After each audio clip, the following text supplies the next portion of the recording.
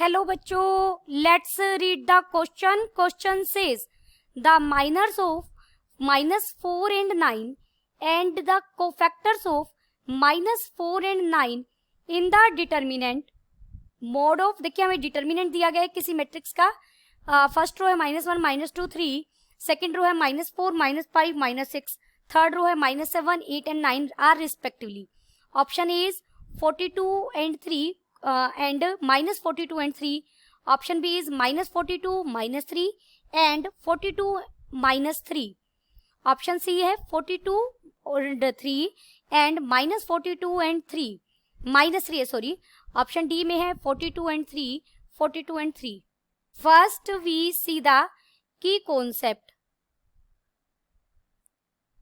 देखिए माइनर हम कैसे फाइंड आउट करते हैं. मान लीजिए ये कोई डिटर्मिनेंट है किसी मैट्रिक्स का. मैंने यहाँ लिखा A11 A12 A13 A21, क्योंकि 3 ऑर्डर की हमें दी गई है तो मैंने 3 ऑर्डर पर ही मैं आपको बता रही हूँ. A31 A32 A33. अब यहाँ पर आपको माइनर फाइंड आउट करना है. Minor of A11. सबसे पहले A11 का ही माइनर फाइंड आउट करते हैं हम. देखिए A11 ये एलिमेंट है, इसका माइनर आप फाइंड आउट करेंगे तो जिस रो और कॉलम में ये एग्जिस्ट कर रहा है उसे डिलीट कर दीजिए. यानी एक इस रो में है और इस कॉलम में है, ये इस कॉलम में और इस रो में है, इसे डिलीट कर दिया. उसके बाद जो बच गया उसका डिटर्मिनेंट, ये हमारा क्या होगा, डिटर्मिनेंट लेंगे आप और ये हमारा माइनर बन जाएगा. और अगर आपको कोफैक्टर निकालना हो, कोफैक्टर ऑफ A11, देखिए माइनर को मैं M11 से रिप्रेजेंट कर रही हूँ. पहले एलिमेंट का, पहले फर्स्ट रो फर्स्ट कॉलम के पहले एलिमेंट का हम निकाल रहे हैं. तो कोफैक्टर क्या आ जाएगा, -1 रेज टू पावर, जो ये I और J सफिक्स है सिर्फ इनका सम I प्लस J 1 और 1 है और M11.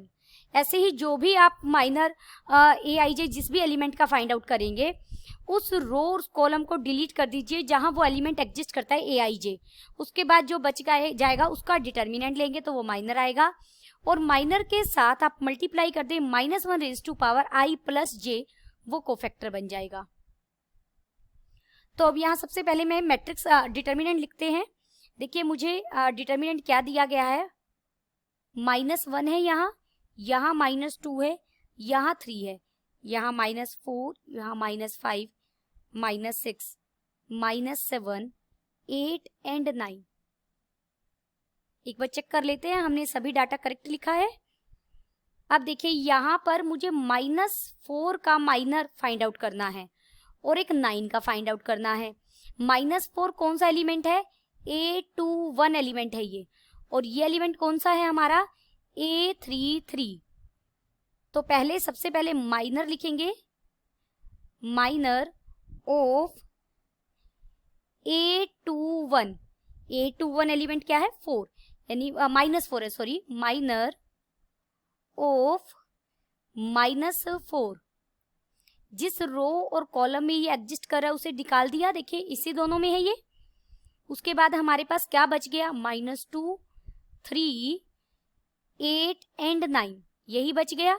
इसका डिटर्मिनेंट सोल्व करेंगे, हो जाएगा -18 -24. तो माइनर आपको मिल गया -42. अब हम माइनर ही फाइंड आउट कर रही हूं मैं पहले. Minor of A33.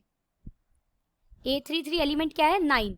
Minor of 9 is equal to, अब जिस रो और कॉलम में 9 एग्जिस्ट कर रहा है, इस रो में है और इधर कॉलम में है, इसे रिमूव करने के बाद क्या बच गया हमारे पास, -1 -2 -4 -5. आप इसे, ये बन जाएगा 5 -8. तो कितना मिल गया मुझे, -3. मुझे दोनों माइनर्स मिल गए हैं. अब कोफैक्टर भी फाइंड आउट करने हैं.